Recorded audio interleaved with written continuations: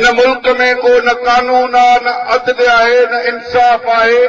हिते जेकॾहिं राज आहे त गुंडनि बदमाशनि जो राज आहे। ऐं असां चऊं पिया त सिंध जा वारसो तव्हांखे अखि पटणी पवंदी, तव्हांखे जदोजहद जो रस्तो अख़्तियार करे सिंधी क़ौम सां इंसाफ़ करणो पवंदो।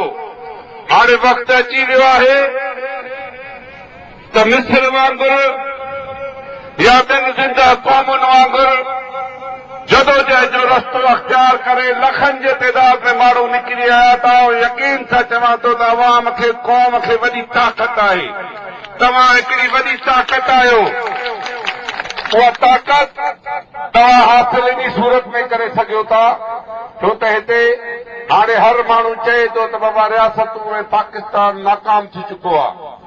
हाणे रहिबर सिंध साईं जीएम साहिब जे फ़िक्र खे अमली जामू पाराइण जो वक़्तु अची वियो आहे।